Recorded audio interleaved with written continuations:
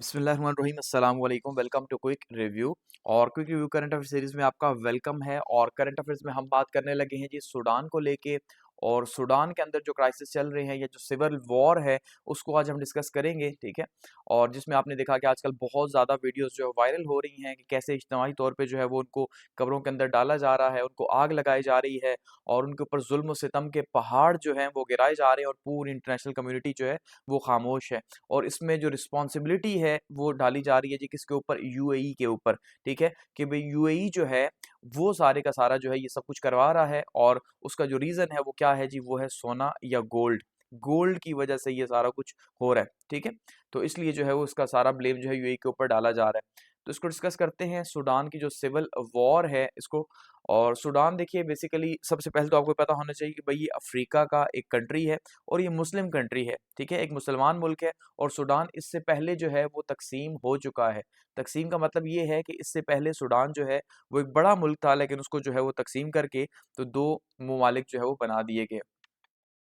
अब सबसे पहले अगर हम इसका बैकग्राउंड देखें, ये जो सिविल वॉर चल रही है वहां पे, इसको डिस्कस करने से पहले तो देखिए ये वॉर जो है बेसिकली ये जो कॉन्फ्लिक्ट है जिसको कहा जाता है, जो सिविल वॉर है, सिविल वॉर का मतलब होता है कि जो मुल्क के अंदर ही जो है वो खाना जंगी छिड़ी हुई हो कि एक दूसरे के साथ मिलिट्रीज या मलेशिया वगैरह मुल्क के अंदर ही लड़ रहे हों, तो सिविल वॉर है।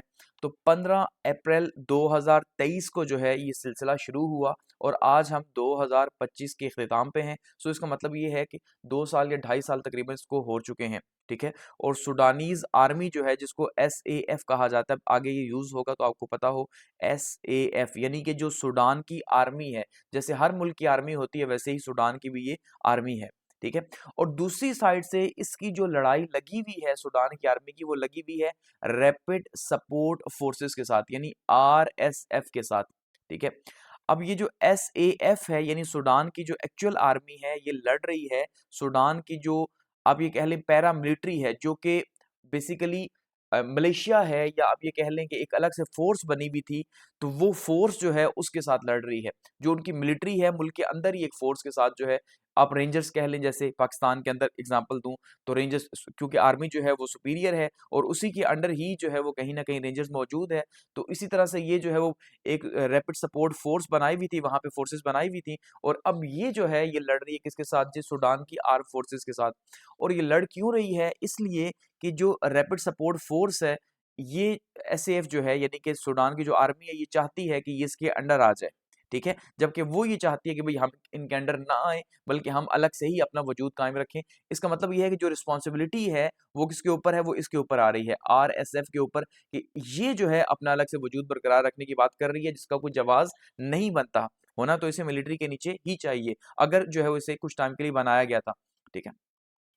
अब बेसिकली होता क्या है, ये जो RSF है यानी कि जो रैपिड मिलिट्री फोर्स है, ये एक रेगुलर मिलिट्री के तौर पे इसको बनाया गया, यानी उस तरह से तो रेगुलर मिलिट्री नहीं जैसे कि मुल्क की आर्मी जो है दिफा करती है, लेकिन एक मिलिट्री फोर्स की जैसे रेंजर्स का है। और इसने जो है वो अब कंट्रोल किया हुआ है जी बहुत सारे सूडान के रिसोर्सेज के ऊपर, और इसके पास अच्छी खासी पॉलिटिकल पावर भी अब मौजूद है, ठीक है। तो पूरी जो है वो एक मिलिट्री ये बन चुकी है, जो कि एक इदारा था छोटा सा रेंजर्स टाइप का, तो वो आर्मी के साथ वहां की लड़ रही है। तो ये सारी कहानी है। और ये जो RSF है बेसिकली ये दारफूर मलेशिया नेटवर्क है। और ये जो दारफूर है यहीं पे इस टाइम पे इनका जो इलाका है दारफूर का, यहीं पे सारी की सारी तबाही हो रही है और यहाँ पे बहुत ज्यादा जो है वो हालात खराब है। तो इसकी जो जड़ें हैं वो आप ये कह सकते हैं दारफूर के अंदर हैं, और यहाँ पे जो है इन्होंने अब एक पूरा का पूरा नेटवर्क जो है बना लिया। और इनको एम्पावर किसने किया, RSF ने, यानी जो रेंजर्स बनी हुई है वहां की, उन रेंजर्स को जो प्रीवियस गवर्नमेंट थी, प्रीवियस प्रीवियस रेजिम्स थे, उन्होंने जो है वो एम्पावर किया। और गो के ऐसा नहीं है कि एम्पावर करने का मतलब कि वो उनकी मिलिट्री के बराबर हो गए, मिलिट्री फिर भी पहले नंबर पे ही थी, ठीक है। उसके बाद जो है उनकी जो ट्रेडिशनल मिलिट्री है यानी SAF जो है यानी सूडानीज आर्म फोर्सेस जो हैं, अब उन्होंने जब ये चाहा कि भाई इसको खत्म करके या इसको दोबारा से अपने अंडर किया जाए RSF को, तो अब इन्होंने अंडर आने से इनकार कर दिया, क्योंकि इनको पावर तो दी जा चुकी थी पहले से। सो इसका मतलब ये है कि उन्होंने कहा भाई हम मिलिट्री को तो मिलिट्री मानते नहीं है, आप जो है वो अलग अपना करें, हम अपना इसी तरह से वजूद बरकरार रखेंगे। और ऐसे में जो है इन दोनों के बीच में सिविल वॉर स्टार्ट हो गई और ये सारी की सारी पॉलिटिक्स चल रही है। तो ये पावर स्ट्रगल जो है वो पूरी फिर जो है नेशन वाइड फैल गई और एक पूरे बड़े इलाके के ऊपर जो है इसने तबाही करना स्टार्ट कर दी। तो जो रीजन्स हैं जिसमें सबसे पहले नंबर पे दारफूर है, कुर्दोफॉर्म है, ठीक है? ये वो इलाके हैं जहाँ पे काफ़ी ज़्यादा एरिया के ऊपर जो है वो तबाही फैली हुई है। और इसके अलावा ग्रेटर खुर्तूम का एरिया जो है, यहाँ पे भी जो है असल में बहुत शदीद किस्म की जो है आप ये कह सकते हैं कि वहाँ पे भी क्लैशेज़ या जंग लगी हुई है आपस की ही। और जैसे-जैसे वक़्त गुज़र रहा है, अब ये बहुत गहरे होते जा रहे हैं क्लैशेज़, और इसके साथ-साथ यहाँ पे एथनिक ट्राइबल एरियाज़ जो हैं, ठीक है? उनको जहाँ पे मारा जा रहा है, आप देख रहे हैं कैसे उनको जो है वो इज्तिमाई कब्रों के अंदर, कब्र तो ख़ैर हम कॉन्सेप्ट देखे ही ना, वहाँ पे कैसे जो है वो गड्ढे खोद के उसके अंदर डाल के जो है उनको आग लगाई जा रही है और क्या कुछ किया जा रहा है। और जो रीज़न है वो यही है कि भाई यहाँ पे ये सारी जो लड़ाई है वो सोने की है, ठीक है जी? गोल्ड की और लैंड की है। अब यहाँ पे ये जो मैप है, इस मैप में सूडान के अगर आप देखेंगे, तो आपको ये दिखाई देगा कि बेसिकली जो एसएएफ है, ठीक है? यानी कि सूडान की जो आर्म फोर्सेज़ हैं, सूडान की जो फ़ौज है, तो ये जो डार्क एरिया आपको दिखाई दे रहा है रेड कलर का, ये सारे का सारा किसके कंट्रोल में जी? ये सूडान की जो मिलिट्री है उसके कंट्रोल में है, ठीक है? ये सारा एरिया। लेकिन वहीं पे जो लाइट कलर दिखाई दे रहा है, ये है आरएसएफ का, कि वो जो फ़ोर्स बनाई गई थी बेसिकली, ठीक है? जो इसी रेंजर्स की तरह की थी, तो आप ये कह सकते हैं कि ये एरिया रेंजर्स के कंट्रोल में है वहाँ की, और ये इनकी फ़ौज में, और ये आपस में लड़ रहे हैं। अब ये जो एरिया है, इस एरिया वाले यानी जो फ़ोर्स है उनकी, वो ये चाहती है कि ये भी सारे सरेंडर करके इसका हिस्सा बन जाएँ जैसा होना चाहिए। इसके अलावा जहाँ पे तबाही निकली हुई है वो दारफूर का रीजन है, और खर्तूम का जो उनका कैपिटल है और उसका जो रीजन है, इन एरियाज़ के अंदर बहुत ज़्यादा जो है उस टाइम पे हालात ख़राब हैं, ठीक है? तो वहाँ पे जो है काफ़ी ज़्यादा तबाही है, और ये जो एरिया इनके पास है, आरएसएफ के पास है, ये कहा जाता है भाई इनके पास बेसिकली जो है वो गोल्ड का कंट्रोल है इस टाइम पे, और जो है वो दिया जा रहा है यूएई को। तो की डेवलपमेंट्स अगर हम देखते हैं 2024-25 के अंदर की, कि वॉर तो स्टार्ट हुई और कॉन्फ्लिक्ट वहीं से स्टार्ट हो गया। तो बेसिकली एसएएफ जो है उसने क्लेम किया और रीटेक करने की कोशिश की खर्तूम को, यानी कि दोबारा से उसे हासिल करने की कोशिश की, और मार्च 2025 में जो है उन्होंने कहा कि भाई हमने खर्तूम का सारा यानी जो कैपिटल है जो बागियों के कंट्रोल में था, ये कहा गया कि बागियों के कंट्रोल से हमने इसका कंट्रोल संभाल लिया, फौज ने ये उनकी कहा, ठीक है? अच्छा, बागी मतलब जो दूसरी फ़ोर्सेज़ हैं। जो दारफूर एस्केलेशन है वो स्टार्ट हुई जी 28 और 29 अक्टूबर 2025 को। यानी फ़िलहाल तक 2024-25 तक ये यहाँ तक नहीं फैली थी, लेकिन इस एरिया के अंदर भी फिर फैली, और यहाँ पे आरएसएफ जो है उसने कैप्चर कर लिया जी अल्फ़िशार को, और ये भी काफ़ी इम्पोर्टेंट एरिया है, और इस एरिया के ऊपर उन्होंने जो है वो कब्ज़ा कर लिया, और यहाँ से एसएएफ को जो है वो निकाल दिया। तो बेसिकली अब यहाँ पे कब्ज़ा करने के बाद क्या हुआ कि फिर यहाँ पे 18 महीने जो है बेसिकली आप ये कह सकते हैं कि सेज रहा, यानी कि उसका मुहासरा किए रखा इन्होंने, ठीक है? दारफूर का जो है इन्होंने 18 महीने जो है वो मुहासरा किया, और उसके बाद जो है आप ये कह सकते हैं कि फिर इनका कब्ज़ा यहाँ पे हुआ, और सिटी जो है आखिर मजबूर हुआ सरेंडर करने के ऊपर। यहाँ पे बहुत शदीद जो है वो किलिंग्स हुई हैं, एथनिकली मोटिवेटेड जो है वायलेंस यहाँ पे हुआ है, और बहुत ज़्यादा तबाही हुई है। ह्यूमैनिटेरियन फॉल आउट यहाँ पे बहुत ज़्यादा हुआ है कि भाई जैसे दिखाया जा रहा है वहाँ पे। अब ड्रोन स्ट्राइक्स और इंफ्रास्ट्रक्चर अटैक भी यहाँ पे हुआ। मई 2025 के अंदर जो है वो आरएसएफ जो है उसने यहाँ पे ड्रोन्स गिराए हैं, ठीक है? और उन्होंने यहाँ पे सूडान की पोर्ट के ऊपर जो है उसको नुकसान पहुँचाया, जो इनकी मिलिट्री के कंट्रोल में एरिया था, वहाँ पे उस एरिया के अंदर जो है पोर्ट है, तो वहाँ पे उन्होंने जो है वो मिसाइल्स गिराए, फ्यूल को जो है वो फ्यूल डिपॉज़िट्स को आग लगाई वहाँ पे, ठीक है? इसी तरह से कंटेनर टर्मिनल्स जो है वहाँ पे उनको तबाही की गई, तो बहुत बड़े पैमाने के ऊपर जो है वो तबाही की गई है इसके साइड पे। जो बागी हैं यानी उन्होंने ये सारी की सारी तबाही की है फ़ौज के खिलाफ, ठीक है? अच्छा, उसके बाद फिर यहाँ पे बातचीत स्टार्ट हुई कि भाई किसी तरह से जो है वो बातचीत हो और कोई एग्रीमेंट जो है वो हो सके, और कोशिश की गई किस तरह से बातचीत हो। तो फिलहाल अभी नवंबर 2025 में बातचीत चल रही है, जिसमें यूनाइटेड नेशन भी अपना रोल प्ले कर रहा है, ठीक है? लेकिन जब भी कोई चीज़ जो है वो बर्बाद हो जाती है, तो उसके बाद ये रोल प्ले करते हैं, और इनका आपको पता है कि बिल्कुल भी इनकी पावर है ही नहीं कि बाउंड कर सकें किसी को इंटरनेशनल रिलेशंस में। तो अभी फिलहाल हालात जो है वहाँ पे मज़ीद ख़राब ही हैं, और जो बागी हैं वो काफ़ी ज़्यादा बड़े एरिया के ऊपर उनका कंट्रोल जो है वो मौजूद है। वहाँ पे अब सबसे बड़ा जो प्रॉब्लम है वो है जी ह्यूमैनिटेरियन और ह्यूमन राइट्स क्राइसिस का। ये कहा जा रहा है 14 मिलियन के करीब जो लोग हैं वो डिस्प्लेस हुए हैं इंटरनली, ठीक है? और साथ में बॉर्डर एरियाज़ जो है नेबरिंग कंट्रीज़ में वहाँ पे हुए अगस्त 2025 तक। और डेथ कैजुअलिटीज़ की बात करें तो 1,50,000 लोग यहाँ पे अभी तक जो है वो मारे जा चुके हैं। अब ये देखिए कि 60,000 लोग या 70,000 के करीब जो है वो 69,000 के करीब जो है लोग शहीद हुए हैं गज़ा के अंदर। तो गज़ा का कम से कम फिर भी एक चर्चा रहा, एक जो है वो एहसास होता रहा कि क्या हो रहा है, लेकिन यहाँ पे सूडान का आपने सिर्फ इन दिनों ही देखा होगा, हालांकि 2 साल से वॉर चल रही है और इसके ऊपर किसी ने जो है वो कोई बात नहीं की और कोई ना ही बोल रहा है, ना यूएस की तरफ से ना, और क्योंकि यहाँ पे इंटरेस्ट नहीं है, वहां पे इसराइल के इंटरेस्ट है लेकिन यहाँ पे किसी का इंटरेस्ट नहीं है, तो यहाँ पे एक साइड भी मुसलमान, दूसरी साइड पे मुसलमान मरते जा रहे हैं क्योंकि मुस्लिम मुस्लिम कंट्री है। तो इस टाइम तक इतने लोग वहां पे मारे जा चुके हैं। इसके अलावा वहां पे कातसाली से 26 मिलियन लोग जो हैं वो फेस कर रहे हैं और 3,75,000 लोग जो हैं वो एक्यूट हंगर के अंदर हैं। तो ऐसे हालात गजा में भी नहीं थे जैसे हालात इस टाइम पे जो है वो सूडान में बने हुए हैं, इतने शदीद किस्म के। और दारफूर और खरदुफान का जो एरिया है यहाँ पे जो है वो बहुत ज्यादा हालात खराब हैं, वॉर की वजह से, हंगर की वजह से।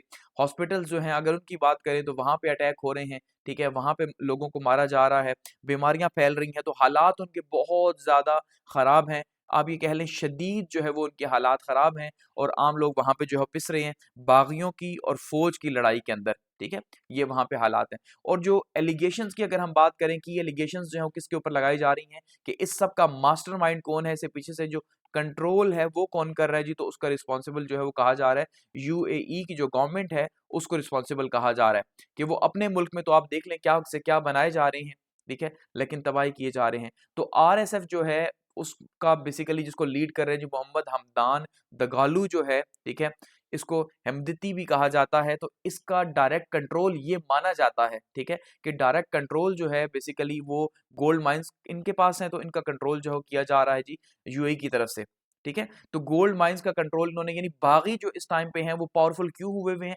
क्योंकि बागियों के पास जो है वो सोना है, और सोना जो है वो कहाँ ये बेच रहे हैं, सोना बेच रहे हैं जी यूएई को, और यूएई जो है उसके बदले में इन्हें ये कहा जा रहा है कि भाई बहुत ज्यादा हथियार प्रोवाइड कर, और देखें 2 साल हो चुके हैं, तो बागियों के पास इतना असला कहाँ से आया, फौज के पास तो फिर भी समझ आती है कंट्रोल है।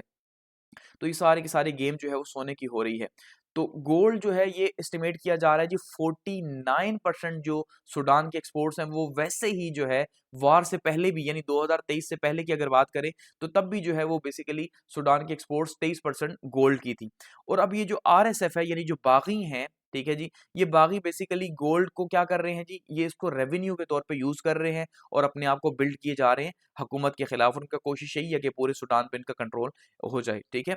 तो सूडान का जो गोल्ड है उसको कहा जा रहा है कि वो गैर कानूनी तौर पे स्मगल भी किया जा रहा है, ठीक है, और वो कहाँ किया जा रहा है, गल्फ कंट्रीज में, जिसमें सबसे बड़ा जो बायर है या जहां भेजा जा रहा है वो यूएई है, ठीक है, यूएई की जो कंपनीज हैं वो देख रही हैं। अब यूएई जो है अगर उसकी बात करते हैं तो उस पर डायरेक्टली इल्जाम है कि भाई आरएसएफ जो है उसको कंट्रोल किया जा रहा है सिर्फ और सिर्फ सोने के जखायर की वजह से। तो यूएई जो है वो गैर कानूनी तौर पे यहाँ पे बहुत बड़ी डिस्ट्रक्शन कर रहा है और उसको सोना चाहिए यहाँ पे, इस वजह से वो क्या कर रहा है जी, सब कुछ कर रहा है। और ये कहा जा रहा है 97% यहाँ से जो गोल्ड की एक्सपोर्ट होती है वो 2024 में यूएई को गई। तो आप अंदाजा कर लें, यानी कि सारी की सारी या सारा सोना वहां से निकाल के यूएई को भेजा जा रहा है और वो वहां पे जो है वो सोने को एंजॉय कर रहे हैं। किस कीमत के ऊपर, कि वहां पे जो कत्लो गारत है उस तबाही के ऊपर और जुल्म के ऊपर, एक मुस्लिम मुल्क दूसरे मुस्लिम मुल्क को निचोड़ रहा है, लेकिन एक साइड से जो है 69,000 जब जो है वो शहादतें हुई तो हमने इसराइल को इतना लान तान किया, लेकिन यहाँ पे अब कोई भी नहीं बोल रहा कि यूएई जो है इसको कौन अकाउंटेबल बनाएगा, ठीक है, और इससे कौन पूछेगा, क्योंकि ये तो अमेरिका का भी तहादी है और मुस्लिम कंट्रीज में पावरफुल है, तो कोई यहाँ पे नहीं बोलेगा। तो इसके ऊपर जो है कहा जा रहा है भाई ये लॉजिस्टिक्स भी है, आर्म्स भी ट्रांसफर कर रहा है और आरएसएफ को सपोर्ट भी कर रहा है, उसको मजीद स्ट्रेंथ भी जो है वो इससे ही मिल रही है।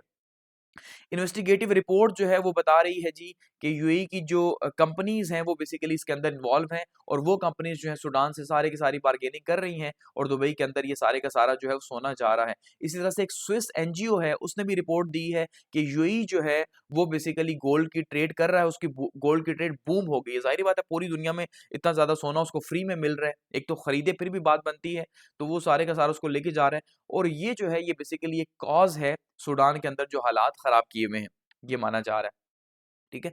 तो आप ये कह सकते हैं कि जो यूएई है वो रिस्पॉन्सिबल है, ये जो शेख हैं ये जिम्मेदार हैं इस शदीद कत्लो गारत के, जहाँ पे इतने ज्यादा लोग जो है वो मारे जा चुके हैं, लेकिन इनको कोई भी परवाह नहीं है क्योंकि इनका ईमान जो है और इनका खुदा जो है वो सिर्फ पैसा है, ठीक है ना, गजा के ऊपर ये बोले। और अब आज के दिन का बयान है कि भाई ये अपनी फौज जो है वो नहीं भेजेंगे गजा के अंदर, तो ये इन्होंने पता नहीं गैरतमंद फैसला कैसे किया, ठीक है। तो बेसिकली आरएसएफ जो है वो कंट्रोल कर रही है जी दारफूर को इस टाइम पे, और एसएएफ जो है वो कोशिश कर रही है कि उसका कंट्रोल वापस लिया जाए, और पूरे सूडान को जो है वो बेसिकली आप ये कह सकते हैं कि इसका कंट्रोल वापस लेने की कोशिश कर रही है उनकी फौज। लेकिन अब फ्यूचर यही दिखाई दे रहा है कि शायद ये सूडान जो है एक और हिस्से के अंदर जो है वो तकसीम होने जा रहा है, और यहाँ पे भी जो है एक हिस्सा वो होगा जो बेसिकली फौज के कंट्रोल में चला जाएगा, ठीक है, और दूसरा हिस्सा वो होगा जो आरएसएफ के कंट्रोल में चला जाएगा, और वो इसी तरह से स्मगलिंग करता रहेगा और फिर वो लीगल वे से इनको देना शुरू कर देगा, ठीक है। तो ये हालात बने हुए हैं, और अनफॉर्चुनेटली इंटरनेशनली जो है अगर हम बात करें इंटरनेशनल मीडिया के ऊपर, तो वहाँ पे कोई भी इसकी बात नहीं कर रहा, क्योंकि ना ये कहा जा रहा है भाई यूएस इसमें, क्योंकि ज़ाहिर बात है यूएस भी इनका इत्तेहादी है और सबको फ़ायदा है, और सब यहाँ से जो है वो फ़ायदा हासिल कर रहे हैं, और आम इंसान जो है उनका कत्ल-ओ-गारत यहाँ पे जो है वो हो रही है, ठीक है जी। तो तबाही बनी हुई है, ये है सूडान के हालात। Thanks for watching.